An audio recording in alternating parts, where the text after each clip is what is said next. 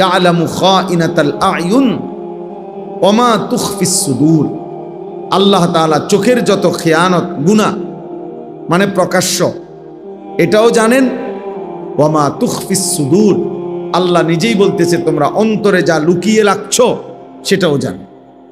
তাহলে আল্লাহকে আড়াল করার, আল্লাহকে ফাঁকি দেওয়ার কোনো সুযোগ নেই। কোরআনুল কারীমের মধ্যে আছে আলাম ইয়ালাম বিআন্নাল্লাহা ইয়ারা। আল্লাহ তাআলা বলে বান্দা কি জানে না, আমার বান্দা কি এটা জানে না যে আমি আল্লাহ তাকে সারাক্ষণ দেখি? আল্লাহ আমাদেরকে সারাক্ষণ দেখে, এক সেকেন্ডও আমরা আল্লাহ তাআলার নজরের আড়ালে না। তাহলে আল্লাহকে আড়াল করব কিভাবে আমরা? আল্লাহ তাআলা বলেন আলা ইয়ালামু মান খালাক। বান্দা তোমরাই বলো যিনি সৃষ্টি করেছেন সবকিছু তিনি তার সৃষ্টি সম্পর্কে জানবেন না? যিনি বানাইলেন তিনি জানবেন না কি বানাইলেন, কেমন বানাইলেন, কোথায় থাকে, কেমন থাকে? আল্লাহ তাআলা বলেন এটা তো তোমরাও বলবা, হ্যাঁ যিনি বানাইছেন তিনি তার প্রোডাক্ট, তার উৎপাদিত জিনিসের ব্যাপারে তিনি সবচেয়ে ভালো জানেন, এর ভেতর বাহিরের গুণাগুণ, এতে 2 নম্বরই আছে কিনা, এতে সবটা 1 নম্বর কিনা, ইত্যাদি ইত্যাদি। যিনি বানাইছেন তিনি তো জানেন। তো আল্লাহ যেহেতু আমাদেরকে সৃষ্টি করেছেন তো আল্লাহ তাআলাই পূর্ণ জানেন আমাদের হালাত। তাহলে এই আপনারাই আগে শোনেন 1 নম্বর কথা এটা। আমি মাওলানা আশরাফ তাকেও বলছি আলহামদুলিল্লাহ, সেই বছর আমাদের সাথে উমরাও করছে, অল্প বয়সে আলহামদুলিল্লাহ আল্লাহর ঘর দেখছে, নবী সাল্লাল্লাহু আলাইহি ওয়াসাল্লামের রওজায়ে আতহার দেখছে। এটাও তার জীবনের অনেক বড় সৌভাগ্য। কত মানুষ 60 বছরে, 70 বছর, 90 বছরও কোনোদিন মালিকের ঘর দেখে না, আল্লাহর ঘর দেখেই নাই, নবী সাল্লাল্লাহু আলাইহি সাল্লামের রওজা শরীফ দেখেও নাই। অনেক বদনসিব বুড়া মানুষ আছে, দুর্ভাগা, এই বুড়া মিয়ার জীবনের সব টাকার ব্যবস্থা করতে পারছে, করে, কিন্তু আল্লাহর ঘর জিয়ারতের জন্য ওনার কাছে কখনোই টাকা হয় না। আসল কথা হলো তার দিলের মধ্যে কখনোই এই ঘরের প্রতি জজবাই নাই, আগ্রহই নেই। নাই তো 3 ছেলে বিদেশ পাঠাইবার টাকা মিলছে, বাড়িতে বিল্ডিং করার টাকা হইছে, জমি কিনবার টাকা হইছে, 60 বছরের সব প্রয়োজন পূরণ হইছে, শুধু আল্লাহর ঘর জিয়ারতের টাকাটা ব্যবস্থা হয় না। আসল কথা হলো দিলে নাই, অন্তরে এটা নাই, মানসিকতাই নাই। এজন্য কোরআনুল কারীমের মধ্যে আছে ওমান কাফারা ফা ইন্নাল্লাহা গানিয়্যুন আনিল আলামিন। আমার ঘরে সামর্থ্য থাকার পরেও আসতে যে অস্বীকার করে, আল্লাহ নিজে বলছে এমন সৃষ্টি জীব থেকে, এমন মানুষ থেকে আমি আল্লাহ তাআলা পূর্ণ অমুখাপেক্ষী। অর্থাৎ আমি আল্লাহ তার দাঁড় ধারি না, আমি তার পরোয়াই করি না। সে আমার ঘরে আসে নাই, এই জন্য আমার ঘরের মর্যাদাও কমে নাই, আমি আল্লাহর মর্যাদাও কমে নাই, নাউজুবিল্লাহ। বরং ক্ষতিগ্রস্ত হয়েছে সেই যে আসে না, যে আমার ঘরে ইবাদত করে নাই, সামর্থ্য থাকা সত্ত্বেও, ফরজ হওয়া সত্ত্বেও যে পালন করে নাই। তো যাই হোক, আমাদের সব কিছুতে আমরা আলহামদুলিল্লাহ অনেকে আসি, মসজিদে দান করি, মাদ্রাসায় দান করি, ভালো কাজ, গরিব দুঃখী অসহায়কে দান করে থাকি। এক্ষেত্রে এটা জরুরি বিষয় মনে রাখতে হবে। ওই ছেলে দেখেন, এই ছেলের মোবাইলের দিকে দেখেন, অপদার্থে বসে বসে মোবাইলটা নিয়েই ব্যস্ত। তোমারে বলি, এই গেঞ্জিওয়ালা তোমারে বলতেছে, ফালতু কোথাকার বেওকুফ। মোবাইল টিপতানি বসছো, এখানে ফাইজলামি করতে বসছো। জি, হেতে হেতের মোবাইল লইয়েই ব্যস্ত, কি করে ওয়াজ, কে করে কি কয়, হেতের এগুলো দিয়ে করবো কি? এর মোবাইল আছে, 7,000 ধন আছে, বুঝেন নাই? আর একটা মোবাইল থাকা মানে 7,000 ধন। একটা মোবাইল আছে তো সব আছে। তো চলেন, তাহলে আমরা প্রথম এটা বললাম, আমাদের দুনিয়ায় আলহামদুলিল্লাহ আমরা কম বেশি প্রত্যেকেই দান সদকা করি, ভালো কাজ করি, সমাজের কল্যাণে অনেক কাজ করি, নিজেরা ইবাদত আমল করে থাকি। এই সবটার মধ্যে আমাদের এটা খেয়াল রাখতে হবে, ইখলাস জরুরি। আল্লাহর জন্য হলো কি, আল্লাহর জন্য। তারার মসজিদে আমি দিয়া লাভ কি? তারা কি আর আমার পরে চিনবুনি? তাই তো বোঝা গেল, আমনের কথার দ্বারাই তো স্পষ্ট হয়ে গেল আপনি কি জন্য দান করলেন। হ্যাঁ, হেইতের মাদ্রাসা আমি দিমু কিতাম, হ্যাঁ, আমার কি? তারার মাদ্রাসা তারার নাম হইব, আমরার কিতা। এই তো তাইলে বোঝা গেল আপনার যেহেতু নাম হইতো না, দুনিয়ার মানুষ আপনার নাম নিত না, এই জন্য দিতেন না। তো মানুষের জন্যই তো করলেন, মানুষের জন্যই তো করলেন। এই জন্য এটা জরুরি, এটা বুঝা আমাদের। কিন্তু সামান্য শব্দের ভুলে, বাক্যের ভুলে, কথার ভুলে আমাদের ইখলাস নষ্ট হয়, আল্লাহর জন্য আর বিষয়টা থাকে না। তাহলে টাকায় টাকা গেল, কষ্টে কষ্ট গেল, অথচ যদি আল্লাহ গ্রহণ না করে তো একেবারে বেশি লস ছাড়া আর কিছু না। এই জন্য কোরআনুল কারীমের তিলাওয়াত, 5 ওয়াক্ত নামাজ, দান, সাদাকা, সমস্ত বন্দিগি আল্লাহর জন্য করা উচিত, আল্লাহর জন্য করা উচিত। হাদিসের মধ্যে আছে, নবী সাল্লাল্লাহু আলাইহি ওয়াসাল্লাম বলেন, মান আহাব্বা লিল্লাহ ওয়া আবগাদা লিল্লাহ ওয়া আ'তা লিল্লাহ ওয়া মানা'a লিল্লাহ। যে কাউকে ভালোবাসলো আল্লাহর জন্য, যে কারো বিরোধিতা করলো আল্লাহর জন্য। একজন নেককার লোককে আমি ভালোবাসলাম তো আল্লাহর জন্য, সে আল্লাহর ইবাদত করে। একজন চোর, ডাকাত, মদখোর, গাঁজাখোর, বাটপার, সিটার, তাকে আমি অপছন্দ করলাম আল্লাহর জন্য, যে সে আমার আল্লাহর নাফরমান, এই জন্য আমি তাকে পছন্দ করি। ওয়া আ'তা লিল্লাহ, নবী সাল্লাল্লাহু আলাইহি ওয়াসাল্লাম বলেন, যে কাউকে দান করলো, কিছু দিল আল্লাহর জন্য।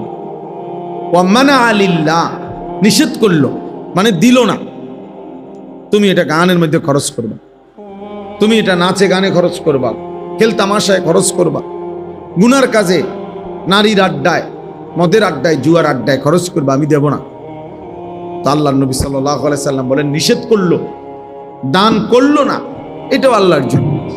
নবীজি বলেন, এই 4টা আল্লাহর জন্য যার হলো, ভালোবাসলো আল্লাহর জন্য, বিরোধিতা করলো আল্লাহর জন্য, দিল আল্লাহর জন্য, নিষেধ করলো আল্লাহর জন্য, ফাকাদ ইস্তাকমালাল ঈমান, তার ঈমান পূর্ণ হয়ে গেল। তার ঈমান কি হয়ে গেল?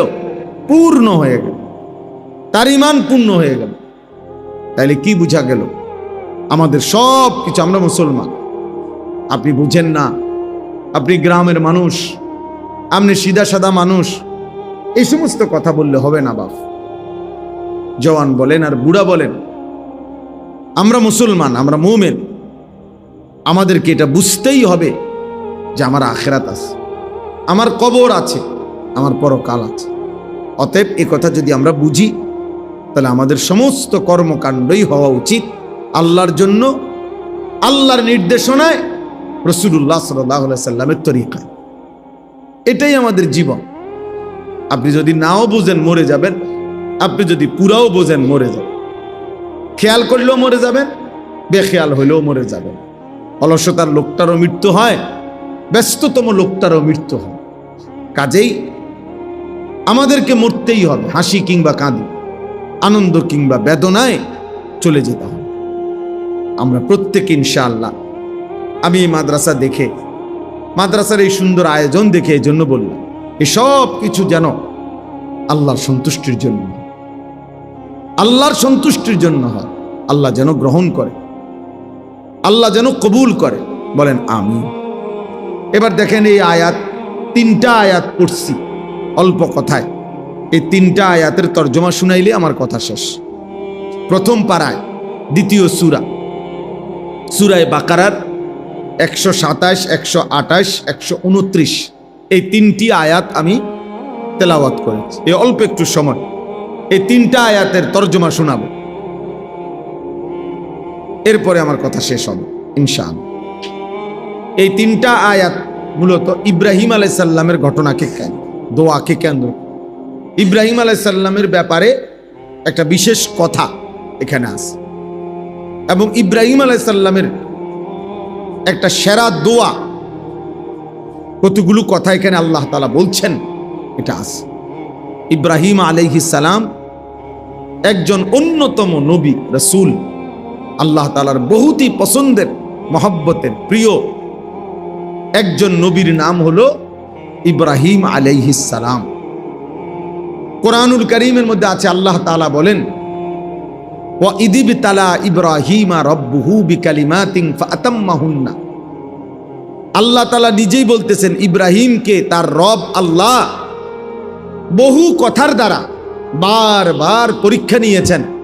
প্রত্যেক পরীক্ষায় তিনি শতভাগ পরিপূর্ণভাবে উত্তীর্ণ হয়েছে। তাহলে ইব্রাহিম আলাইহিস সালাম আল্লাহর এমন একজন নবী ছিলেন, এমন একজন বন্ধু ছিলেন যাকে আল্লাহ তাআলা বারবার পরীক্ষা করছে। তাফসীরের মধ্যে আছে, কেউ বলছেন 30টা পরীক্ষা করছেন, কেউ বলছেন 70টা পরীক্ষা করছেন। কি বিষয়ের পরীক্ষা নিছেন? একটা বিষয়ে পরীক্ষা নিছেন ইব্রাহিম আলাইহিস সালাম থেকে আল্লাহ। পরীক্ষার ধরন ছিল ভিন্ন ভিন্ন, কিন্তু মূল বিষয় ছিল একটাই, উদ্দেশ্য একটাই। মহান আল্লাহ পাক রব্বুল আলামিন একেবারে ছোট্ট থেকে শেষ বয়স পর্যন্ত ইব্রাহিম আলাইহিস সালামের জন্য একটা জিনিস চেয়েছেন ইব্রাহিম আলাইহিস সালাম থেকে, যে ইব্রাহিমের কলিজায় দিলের মধ্যে আল্লাহর সৃষ্টি মাখলুক, দুনিয়া, স্ত্রী, সন্তান, অর্থ, বিত্ত, নিজের জীবন, এই সব কিছুর চাইতে আল্লাহকে বেশি ভালোবাসে কিনা, আল্লাহর মহব্বত সর্বোচ্চ কিনা, এই কথাটা আল্লাহ তাআলা বারবার তার থেকে পরীক্ষা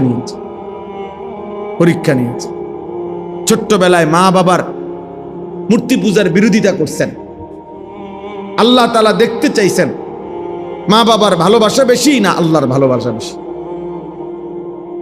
এরপরে নমরুদ সহ পুরা জাতির বিরুদ্ধে, পুরা কওমের বিরুদ্ধে, মূর্তি পূজার বিরুদ্ধে তাদের বিরোধিতা করছেন ইব্রাহিম আলাইহিস সালাম।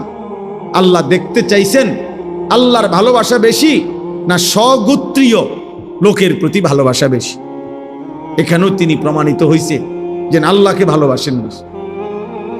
নমরুদের আগুনের কুণ্ডলিতে ফেলে দিছে, এখানে তার নিজের জান, নিজের জীবন বিপদগ্রস্ত হয়েছে। আল্লাহ দেখতে চাইছেন ইব্রাহিম নিজের জীবনকে বেশি ভালোবাসে না আল্লাহকে বেশি ভালোবাসে। এজন্য আগুনে পড়বার মুহূর্তেও তাফসীরের মধ্যে আছে জিব্রাইল, মিকাইল, ইসরাফিল, আজরাইল, এই চারো ফেরেশতা ওনাকে বলছেন, হে নবী ইব্রাহিম, আপনি বললে আমরা আপনাকে এই আগুন থেকে বাঁচায় দেব। তিনি বলছেন, না, তোমরা যাও, আমি যেই আল্লাহর জন্য আগুনে পড়তে যাচ্ছি তিনি আমাকে দেখতেছেন, তিনি আমাকে দেখছেন। হাসবি আল্লাহ, আমার আল্লাহই আমার জন্য যথেষ্ট, আল্লাহই যথেষ্ট। তাইলে উনি নিজের জানের চাইতেও আল্লাহকে বেশি ভালোবাসেন, এটা প্রমাণ করছে। নিজের বংশ স্বজন থেকে, নিজের দেশ, জাতি, গোত্র, গোষ্ঠী, সম্প্রদায় থেকে আল্লাহকে বেশি ভালোবাসেন, আপন মা বাবার চাইতেও বেশি আল্লাহকে ভালোবাসেন। এরপরে আল্লাহ তাআলা উনাকে একটা 84 বছর বয়সে অনেক কান্নার পরে একটা মাসুম বাচ্চা, একটা সন্তান দান করছেন,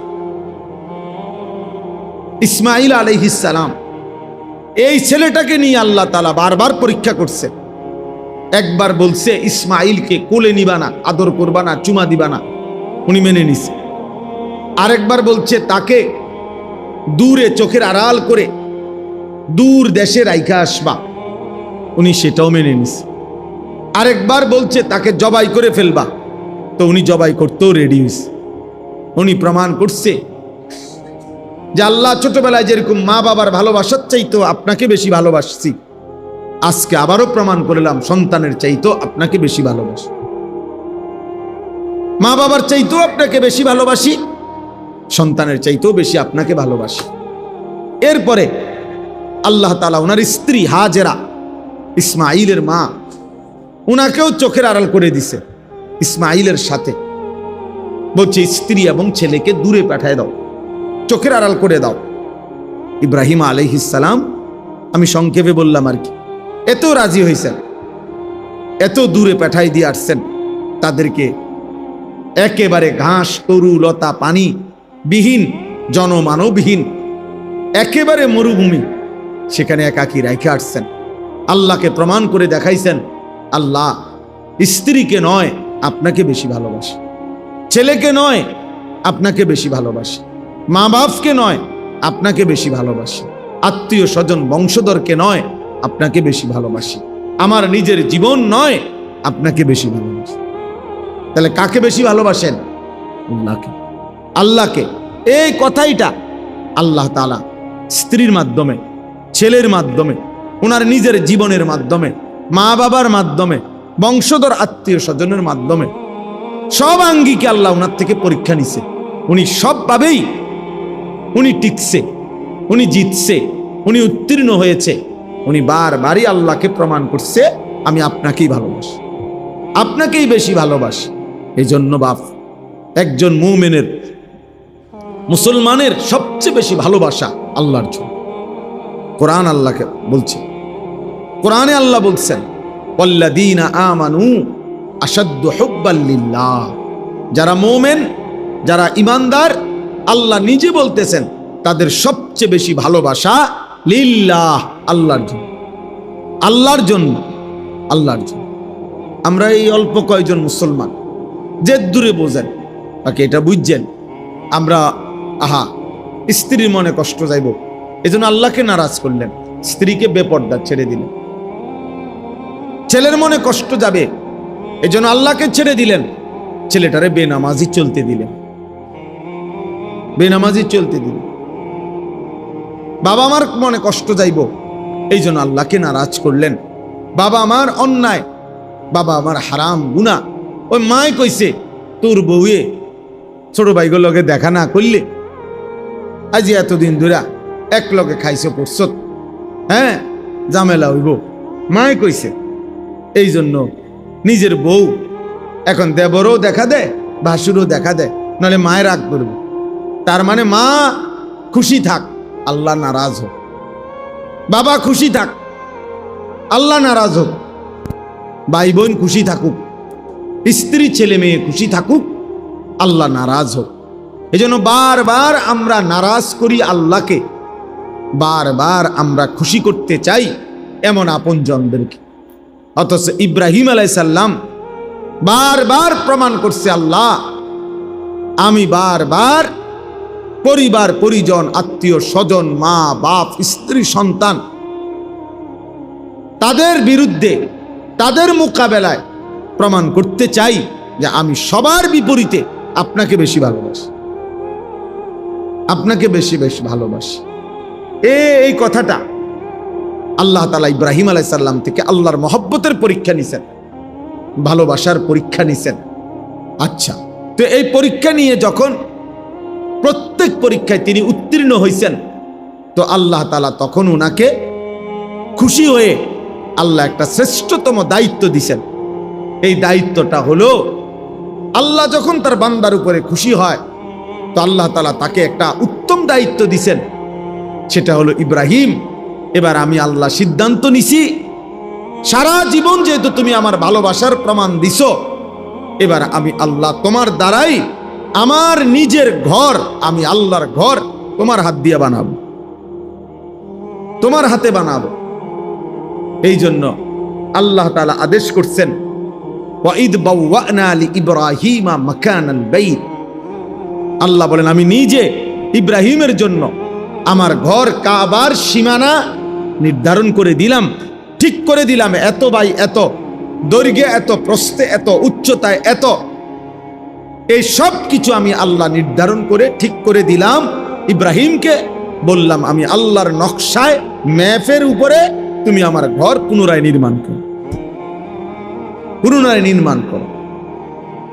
ইব্রাহিম আলাইহিস সালাম তার প্রিয় সন্তান ইসমাইলকে সাথে নিয়ে এই ঘর পুনর্নির্মাণ করলেন। তাহলে দুইটা জিনিস, এক, আল্লাহ যখন তার কোনো বান্দার উপরে খুশি হয়, তো আল্লাহ তাআলা তাকে দ্বীনি উত্তম কোনো কাজ করার সুযোগ দেয়। এজন্য কারো হাতে মসজিদ গড়ে ওঠা, কারো হাতে মাদ্রাসা গড়ে ওঠা, কারো হাতে কোনো দ্বীনি কাজ গড়ে ওঠা, তো এটা প্রমাণ করে যে আল্লাহ তাআলা তার আমল, আল্লাহ তাআলা তার কোনো ভালো কাজ কবুল করছেন, এর পুরস্কার স্বরূপ আল্লাহ তাআলা তাকে দিয়ে তার দ্বীনের কোনো কাজ করাচ্ছেন। এরপরে এই আয়াতের মধ্যে আল্লাহ তাআলা এই কথাটা বলছেন, وَإِذْ يَرْفَعُ إِبْرَاهِيمُ الْقَوَاعِدَ مِنَ الْبَيْتِ وَإِسْمَاعِيلُ, হে নবী সাল্লাল্লাহু আলাইহি ওয়াসাল্লাম, স্মরণ করেন আপনি সেই কথা যখন আল্লাহ ইব্রাহিমের মাধ্যমে তার ঘর পুনর্নির্মাণ করালেন এবং তার ছেলে ইসমাইল সহ। আর এখান থেকে দ্বিতীয় কথা বললাম, এক কথা তো বললাম যে আল্লাহ যখন কারো উত্তম কাজে পছন্দ করে তখন আল্লাহ তাআলা তাকে তার দ্বীনের কোনো কাজে লাগায়। আর দ্বিতীয় কথা এখান থেকে শিক্ষণীয়, প্রত্যেক বাবার উচিত তার সন্তানকে দ্বীনি কাজে শরীক রাখা। বাবা যদি সন্তানকে আগলাইয়া না রাখে, বাবা যদি সন্তানকে গড়ে না তোলে, আমার ছেলেকে মসজিদ আমি চিনাইতে হবে, আমার ছেলেকে কোরআন আমি চিনাইতে হবে, হুজুর তার হুজুর, আমি তার বাপ, আমার সন্তানের সাথে আমার সম্পর্ক বেশি উস্তাদের চাইতে। উস্তাদ তো উস্তাদ, উনি তো 100 জন ছাত্রের শিক্ষক, কিন্তু এ তো আমার সন্তান। আজকে দুর্ভাগ্য আমাদের হলো এটা, বদনসিব আমাদের অধিকাংশ মানুষ জিফুতের লেগেই, সংসারের লেগেই বাজার করে, ব্যবসা করে, বিদেশ করে, এমনি মুখে বলে, মনের মধ্যে এটা বুঝায় যে সংসারের লেগেই কষ্ট করিয়ে, কিন্তু কষ্ট করে, বাড়ি করে, বিল্ডিং করে, জমি করে, মাথার ঘাম পায়ে ফেলে কামাই করে, কিন্তু যেই ছেলে মেয়ে, যেই স্ত্রী যাদের জন্য বলতেছে আমি এগুলো করতেছি, এদের চরিত্র, এদের ঈমান, এদের আখলাক, এদের নামাজ, এদের বন্দিগি, এদের আচার আচরণের ব্যাপারে উনি একবারই বেখবর। এবারটা বলে সংসারের লাগে কামাই করে, অথচ উনার সংসারের স্ত্রী সন্তান নামাজ পড়ে না, তো আপনি কোন অপদার্থের লাগে কামাই করে? আপনি কোন হাইওয়ানের জন্য কামাই করতে আছেন? বেউকুফ মিয়া, আহাম্মক। তোর ফুতে বেড়া এক ওয়াক্ত নামাজ পড়ে না, তাহলে এটা কিসের কামাই হইল, কিসের সংসার হইল? কার সংসার এটা? কিসের সংসার? স্ত্রী আমার বউ, মানুষের রং চায়, মানুষের বেড়া রাস্তা, বউ আমার বলে, কাপড় চোপড়ও কিনে দিলাম আমি, পাউডার চুনু সব যায় আমার, হ্যাঁ, রং চায় রাস্তার মানুষ। এরকম অপদার্থ পুরুষ, এরকম অকর্মণ্য ফালতু লোক, এটা কিসের ব্যাড হইতে এগুলা বলেন? তাইলে এটা তো বোঝা উচিত, এটা তো বোঝা উচিত। আমরা যদি এটা বুঝি যে আমরা আমাদের সংসারের জন্য কষ্ট করতেছি, এত কামাই, এত রোজগারি, এত লাভ যাবে, এই যে মানুষের বাজার, ব্যবসা, আয়, উপার্জন, দেশ বিদেশ, আহা, এত কিছু করতেছে, তো এত কিছু যে মানুষটার লেগে করতেছ বেটা, যে সংসারের বউ বাচ্চার লেগা, তো এদের চরিত্র কই, এদের ঈমান কই, এদের আখলাক কই, এদের আল্লাহ কই, এদের রাসূল কই, এদের নামাজ কই, এদের সেজদা কই? তো এটা কি ধরনের কথা আমি বুঝলাম না, আমি বুঝি না। এটা এর চাইতে বড় আফসোসের কথা কি হইতে পারে? কি হইতে? আমি রোজগার করি যে সন্তানের জন্য, আমার চোখের সামনে সে এক ওয়াক্ত নামাজও পড়ে না, তো আমি কি রোজগার করলাম? কার লাগে করলাম? কার জন্য করলাম? কেন করলাম? তাই আমার স্ত্রী পর্দা করে না, আমার স্ত্রী নামাজ পড়ে না, তো আমি কার জন্য রোজগার করলাম? আমার ছেলের চুল, চেহারা, লেবাস, পোশাক দেখলে বুঝাই যায় যে বাপের সাথে তার কোনো সম্পর্কই নাই, না চেহারায়, না সুরতে, না কথাবার্তায়, না আচরণে। তো এটা আমনের বাপ হইল কেমনে? আরে আমনের ফুত হইল কেমনে? ইব্রাহিম তো এমন বাপ ছিলেন যিনি এত বড় আল্লাহর ঘর নির্মাণের কাজেও, ছোট্ট ছেলে, 12-13 বছর, 14 বছরের ছেলে মাত্র, কিন্তু আল্লাহর ঘর নির্মাণের এত বড় মহান কাজে উনি ওনার ছেলেকে সঙ্গী রাখছেন, বা ইসমাইল ছেলেকে সাথে রাখছেন, বুঝাইছেন যে আমার সন্তানকে, আমার সন্তান ওই কাজই করবে আমি বাপ যা করব, আমি করব আল্লাহর ঘর নির্মাণ, তা আমার সন্তান বুঝিব এভাবে মোবাইল টিপব, আমার সন্তানও তাই করবে। এটা না বাপ পুতের কথা, এটা না বাপ আর পুতের সম্পর্ক। দেখেন ইব্রাহিম আলাইহিস সালাম যখন ওই ইসমাইলকে কুরবানি করতে গেছে, তখন ইব্রাহিম আলাইহিস সালাম ওনার ছেলেকে বলছে, বাবা আমি স্বপ্নে দেখছি তোমাকে জবাই করতেছি, এখন আমি সেটা চাচ্ছি করতে, তুমি কি মনে করো? সন্তান সাথে সাথে বলল, ইয়া আবাতি ফাআল মা তু'মার, হে আমার বাবা, আপনাকে আল্লাহ যে আদেশ করেছেন আপনি এক্ষুনি তা পালন করুন। তাহলে বাবা সন্তানকে বলতে দেরি করে নাই, সন্তানও বাবার কথা বুঝতে দেরি করে নাই। মেজাজ একরকম, বাবাও আল্লাহরে চিনে, সন্তানও কাকে চিনে? আল্লাহকে চিনে, আল্লাহকে চিনে। আজ আমাদের দুর্ভাগ্য, বাবা বইয়া বইয়া বিড়ি খায়, ফুতে বইয়া বইয়া গাঁজা খায়, বাবা বইয়া বইয়া টেলিভিশন চায়, ফুতে বইয়া বইয়া মোবাইল চায়, স্বামী বইয়া বইয়া আরেক বেটার বেড়ি দেখে, বউয়ে ঘুরতে ঘুরতে আরেক বেটারে দেখায়। ওমা কার কি সংসার, কেডা স্বামী কেডা স্ত্রী, কেডা ছেলে কেডা বাপ, কিচ্ছুর কোনো খবর নেই, কিচ্ছুর কোনো খবর নেই। যার যে শুধু মূল হিসাব হইল একত্রে থাকি, ভিন্ন থাকি, কোন রকমে দুগা ভাত খাওন, কদ্দুর উত্তালাওন, বুঝেন না কথা? দুনিয়াটা কদ্দুর কোন রকম ফারে না করো, কিছু ভাত তরকারি খাইয়া পেশাব পায়খানা কইরা কতক্ষণ দুনিয়া পার করা। আল্লাহ আমাদেরকে মাফ করে দেন। এজন্য বাবা আল্লাহ তাআলা এটা বুঝাইছেন। আমি এটাই হাদিস পড়ছি, এটাই মূল বক্তব্য, লম্বা ওয়াজ করতে চাই না। মাওলানা আশরাফের এই মাদ্রাসা আমরা সবসময় আসি, বয়ান ছাড়াও আমি এমনি খোঁজ খবর রাখি, ও তো আমাদের অনেক ঘনিষ্ঠ ছাত্র, এই জন্য আমি লম্বা করতে চাচ্ছি না।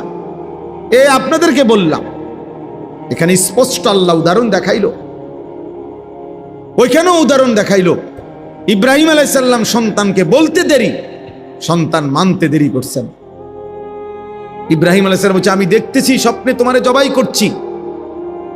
ছেলে বলতেছে, স্বপ্নে কি দেখছেন, কিটা দেখছেন, কেরুম দেখছেন, কিচ্ছু বলে নাই। আপনার আল্লাহ আদেশ করেছেন, আপনি পালন করুন, আমার জবাই করে দেন। কি আশ্চর্য বাপ! গল্প শোনা আর বাস্তবতা তো এক কথা না। একটা লোক কিচ্ছা শুনলাম, এক দেশে এক রাজা ছিল, রাজার একটা ফুতা ছিল। এটা তো এক দেশে এক রাজা ছিল এই ঘটনা না, এটা কোরআনের ঘটনা, মানে শতভাগ সত্য ঘটনা, বাস্তবিক অর্থেই সত্য ঘটনা এটা। এই জন্য আপনাদের কাছে আমার অনুরোধ, কেন মাদ্রাসায় পড়াবেন সন্তান, এটা আপনার জিম্মাদারি। ছেলে মেয়েকে, একটা ছেলে মেয়েকেও, যেই মা বাপ তার একটা সন্তানকেও আল্লাহর কোরআন থেকে বঞ্চিত করেছে, ওই সন্তান বঞ্চিত করেছে ছেলেকে মেয়েকে, ওই মা বাপ নিশ্চিত জালেম। কিয়ামতের দিন ওরা জালেম হিসাবে হাসরের ময়দানে উঠবে, এবং ওই সন্তান তাদেরকে আল্লাহর সামনে বিচার প্রার্থী হবে মা বাবার বিরুদ্ধে, এবং মা বাবাকে কিয়ামতের দিন ওই সন্তান, ওই ছেলে ওই মেয়ে, যে মা বাপ তার সন্তানকে দিন শিখায় নাই, আল্লাহ চিনায় নাই, আখিরাত চিনায় নাই, পরকাল চিনায় নাই, ইবাদত আমলে বাধ্য করে নাই, চেষ্টা করে নাই, দিন রাত্রি ফিকির করে নাই, কিয়ামতের দিন ওই সন্তান নিশ্চিত মনে রাখবেন, ওই মা বাপকে হাসরের ময়দানের কোটি কোটি মানুষের সামনে সন্তান তার মা বাপকে বেইজ্জতি করবে, কোনো সন্দেহ নাই। সন্তান বেইজ্জতি করবে ওই মা বাপকে। কি ধরনের বেইজ্জতি? পায়ের নিচে ফালাইয়া, মুরাইয়া, ফাঁড়াইয়া, এরপরে সন্তান জাহান্নামে যায়। নিজ সন্তান তখন পিতা মাতাকে পায়ের নিচে ফালাইয়া মুড়াইবে, ফাঁড়াইবে। এরপরে বলবে, আল্লাহ আজকে এদেরকে বেইজ্জতি কইরা অপমানিত করে আমি গেলাম, জাহান্নামে যাচ্ছি, এরা আমারে বঞ্চিত করল। আমি ছোটবেলায় বুঝতাম না, আমি 6 বছর বয়সে আমি কিছুই জানতাম না,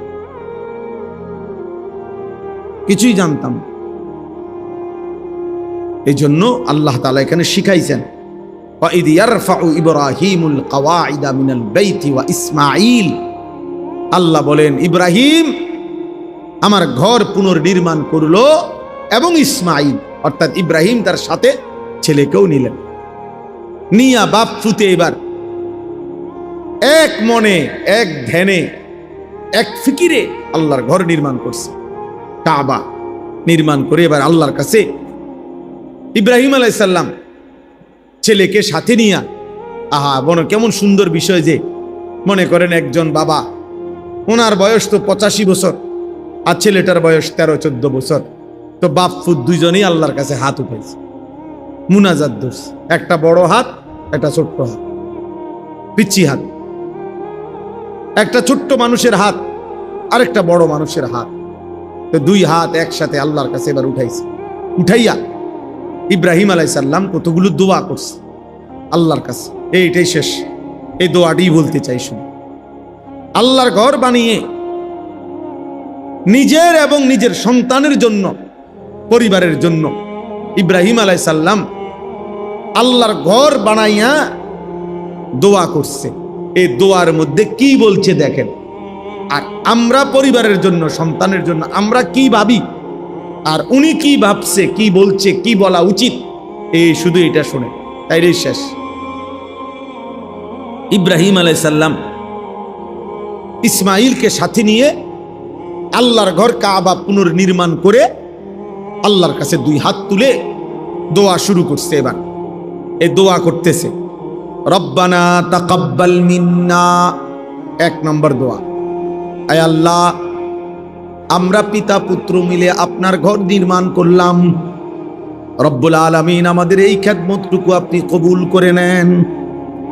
এই এক বাপ ফুতের মেহনত আপনার ঘরের জন্য করেছি, আপনার জন্য করেছি, মাওলা আমারও কবুল করে নেন, আমার সন্তানকেও কবুল করে নেন।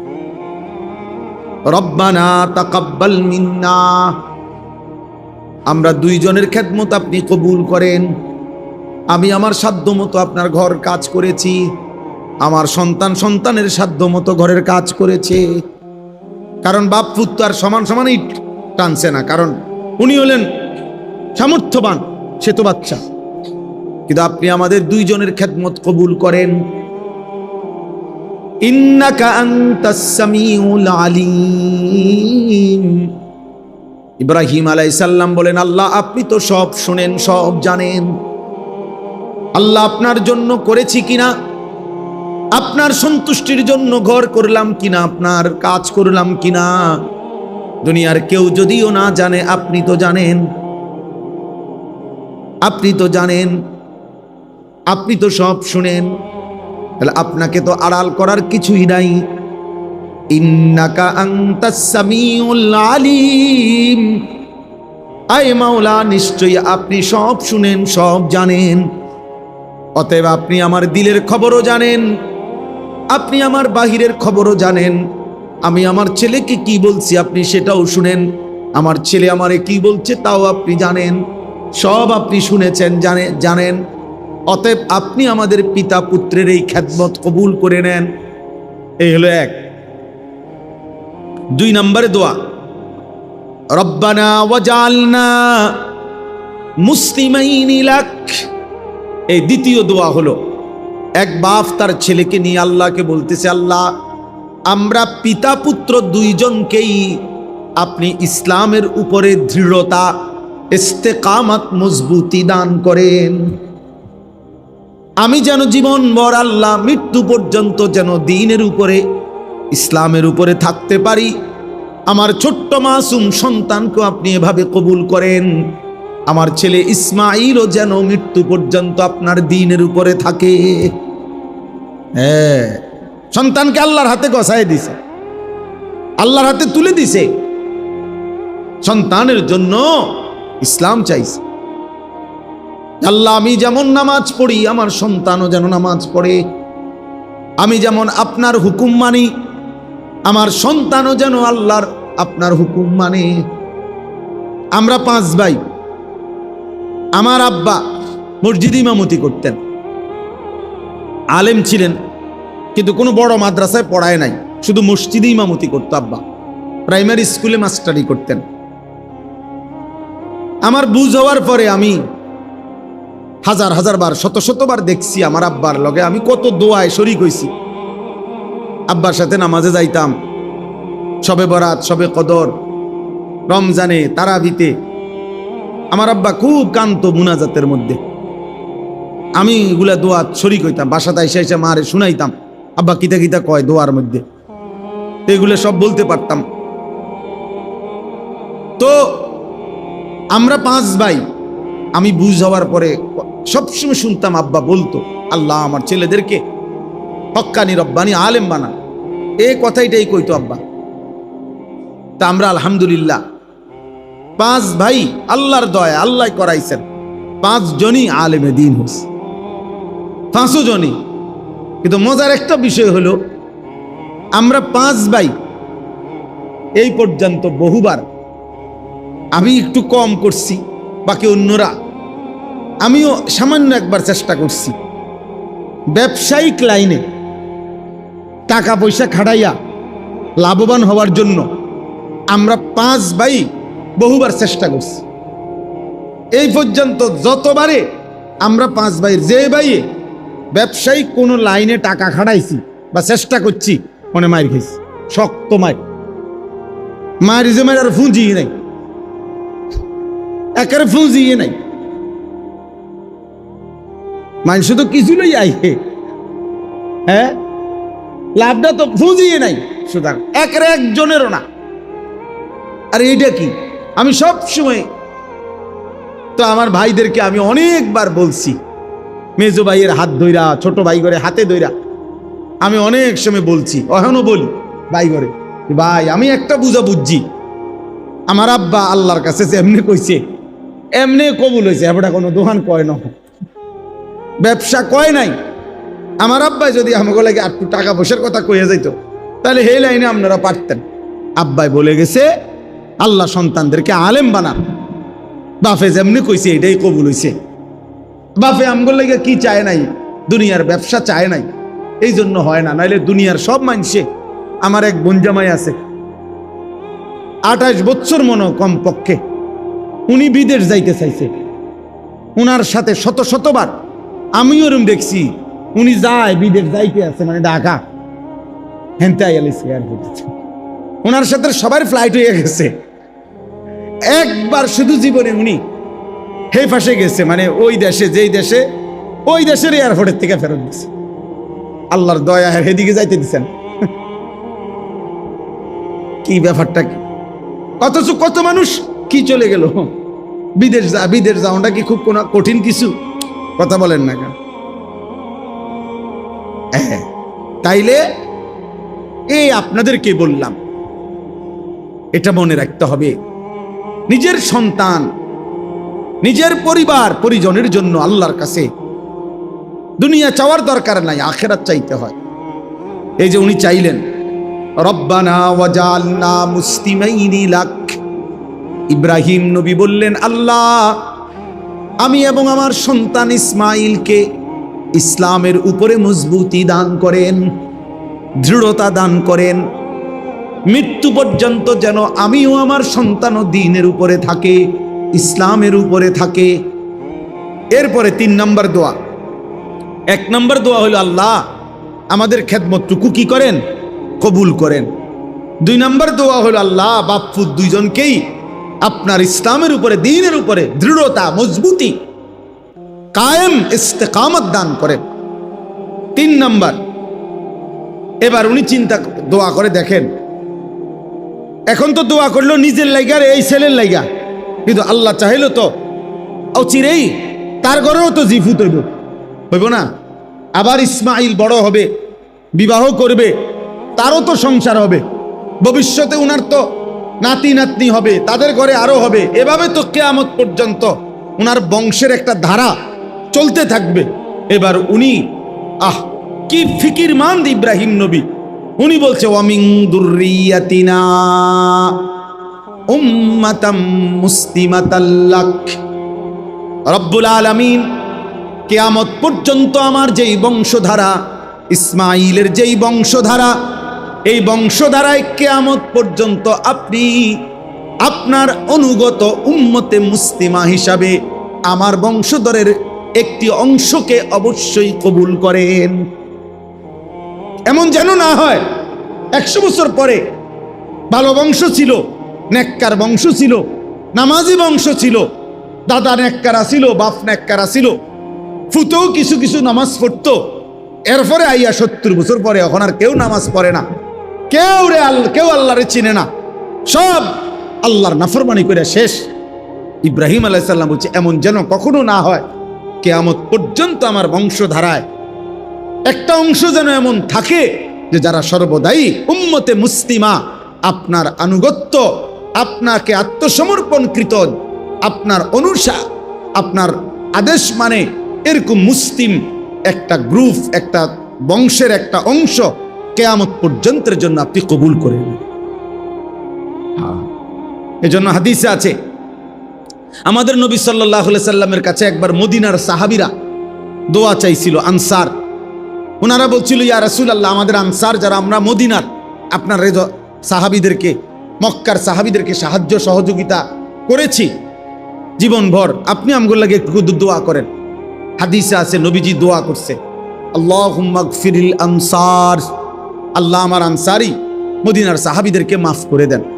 এরপরে নবীজি বলছে ওয়া বানিল আনসার, আল্লাহ আমার আনসারীদের সন্তানদেরকে মাফ করে দেন। ওয়া আবনায়ে বানিল আনসার, তাদের সন্তানের সন্তানদেরকে মাফ করে দেন।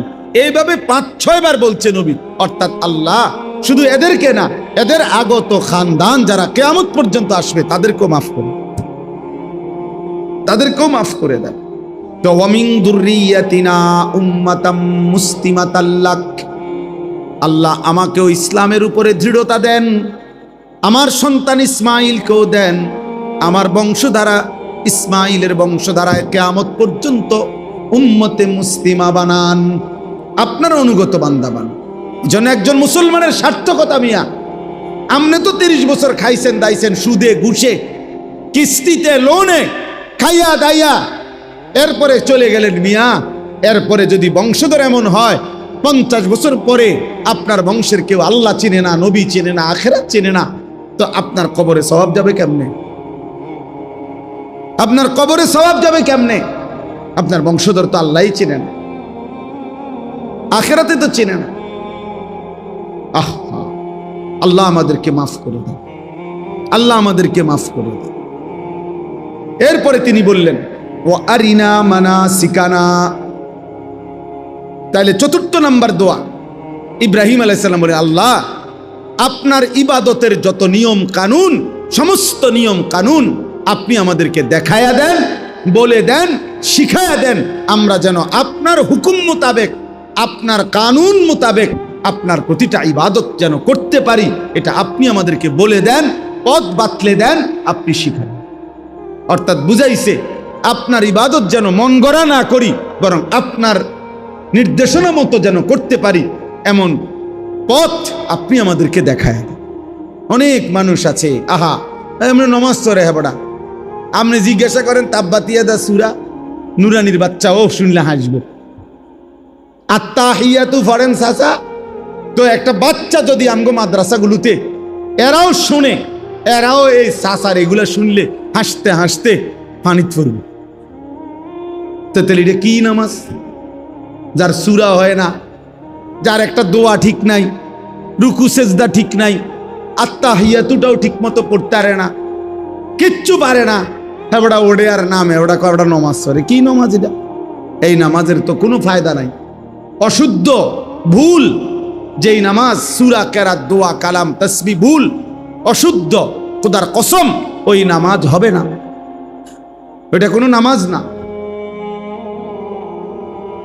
নামাজ না। ফালিয়ামাল আমালান সালিহা, আল্লাহ শর্ত করছে কোরআনে, আল্লাহ বলে দিছে। আল্লাহ বলবে বান্দা আমি বলে গেছি, তুমি গুরুত্ব দাও না, এটা তোমার বিষয়। আল্লাহ বলছে তোমরা প্রত্যেকে যদি জান্নাত পেতে চাও, এক নম্বরে তোমাদের প্রতিটি আমল বিশুদ্ধ করো, বিশুদ্ধ করো, ঈমানকে বিশুদ্ধ করো, দ্বীনকে বিশুদ্ধ করো। আখলিস দীনাকা ইয়াকফিকাল আমালুল কলিল। আমাদের নুরানি এই মাদ্রাসাগুলো যে নুরানি ফরায়, প্রথম হাদিস, এক নম্বর হাদিস শিখায় এটা, মানে প্রথম কথা আখলিস দীনাকা, তোমার দ্বীনকে খাঁটি করো, ঈমানকে খাঁটি করো, আমলকে খাঁটি করো।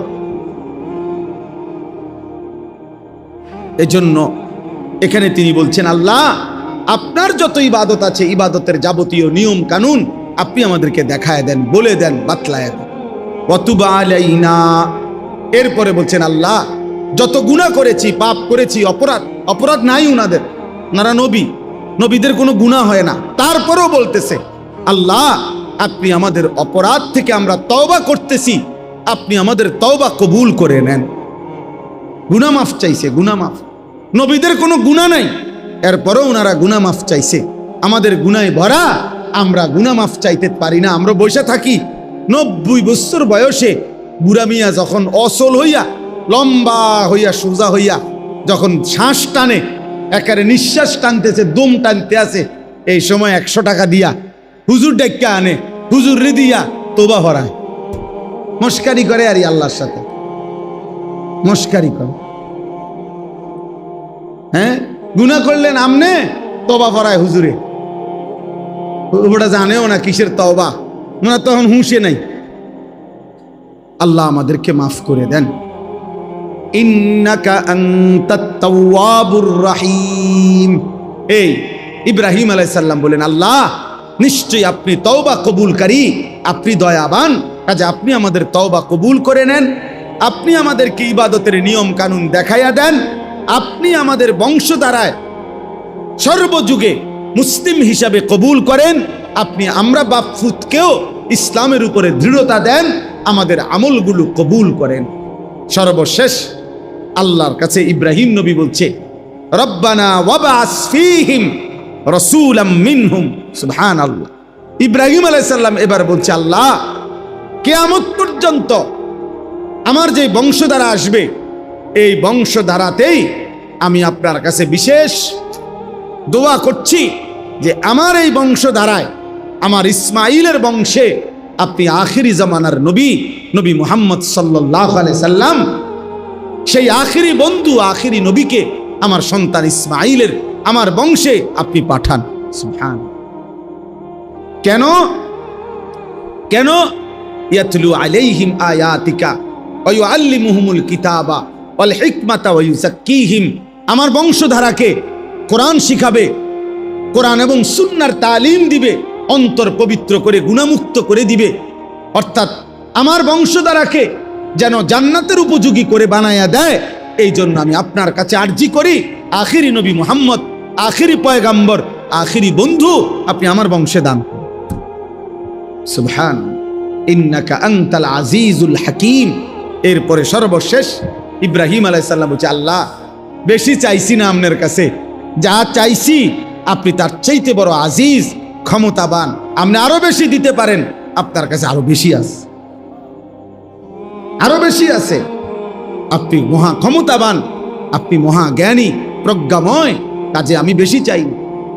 তাইলে একজন বাবা তার সন্তান সহ আল্লাহর কাছে কি চাইলেন? আখিরাত চাইলেন, ইবাদত চাইলেন, গুনাহ মাফ চাইলেন, বংশধারাকে যেন আল্লাহ পাক দ্বীনের উপরে রাখে, এটা চাইলেন। অতএব আজকে এই শেষ কথা এটাই, আমরা যেন মনে রাখি যে আমাদের এই যে ছোট ছোট বাচ্চা, এই বাচ্চাগুলো যেন দ্বীন শিখে। এটা যেন প্রত্যেকটা বাবার স্বপ্ন হয় যে আমার জীবনে ঘর করে দিলাম আর না দিলাম, বাড়ি করে দিলাম আর না দিলাম, আমার সন্তান, আমার পরিজন যেন আল্লাহকে চিনে সেজদা করে, যেন নামাজ পড়ে, যেন দ্বীন শিখে। আমি ওই যে বললাম আমার বাবার 5 ছেলে, আমরা 2015 সালে আমার আব্বা ইন্তেকাল করছে। আল্লাহর দয়ায় আমার আব্বা জীবিত থাকতে থাকতেই আমরা 5 ভাইয়ের মাদ্রাসার পড়ালেখা শেষ হয়ে গেছিল। আব্বা জীবিত থাকতেই দেখছে আমাদেরকে যে আমরা 5 ভাইয়েরই মাদ্রাসার পড়া শেষ হয়েছে আল্লাহর দয়ায়। তো আব্বা 2015 সালে ইন্তেকালের সময় সন্তানরা আলেম হয়েছে সবাই, কিন্তু আমার আব্বা আমাদের 5 জন ভাইয়ের জন্য কোনো একটা ঘর, বাড়ি, বিল্ডিং করে দিয়ে যাইতে পারে নাই। আমরা সরকারি বাসার মধ্যে থাকতাম, আর একটা ছোট্ট ঘর ছিল, ভাড়া দিতাম অল্প কয় টাকা, সেটা আমরা সবাই থাকার উপযোগী না। কিন্তু 2015 সালে আব্বা যখন ইন্তেকাল করে তখন আমাদের কোনো ভাইয়ের ঘর ছিল না আমাদের, কিন্তু সব ভাই আলেম ছিল তখন, আলহামদুলিল্লাহ। তো পরবর্তী 9 বছরের মাথায়, গত বছর 2024 সাল পর্যন্ত 9 বছরের ব্যবধানে 5 ভাই আলাদা জমিও কিনছি, আলাদা বিল্ডিংও করছি। এখন 5 ভাইয়ের বিল্ডিং আছে, 5 ভাইয়ের বিল্ডিংয়েতে সোফা আছে, টাইলস আছে, আপনার ফ্যানও ঘুরে, খাট বাড়ি, প্লেট বাড়ি, এটি সবার ঘরে আছে। তাহলে কাজেই সোফা, খাট, ফার্নিচার, প্লেট বাড়ি, এটি কোনো আশ্চর্য কিছু না। আশ্চর্য এটি বাফে যদি করে না দিয়েও যায় তো ফারা যায়, এটি কোনো এত এত আশ্চর্য না যে আপনি সুদের টাকা দিয়া, ঘুষের টাকা দিয়া, কিস্তির টাকা দিয়া, বাটফারি করে, সিটারি করে আমনে থাকতে সোফা বানাই দিয়ে যাই তুইব, নইলে আপনার পুঁতে পারবে না। বুয়া একেবারে বেওকুফ মানুষ এটা বেটা। এগুলো কোনো বিষয় না, বিষয় হলো দিন, বিষয় হলো ঈমান। আমাদের স্বপ্ন থাকবে যে আমি আমার স্ত্রী সন্তানের জন্য দিন ও ঈমানের ফিকির করব। আল্লাহ আমাদেরকে তৌফিক দেন। আজকের এই মাদ্রাসা নূরে মদিনা আল্লাহ কবুল করে নেন। আপনারা সবর করে বসছেন, আল্লাহ আপনাদেরকে উত্তম বিনিময় দান করেন।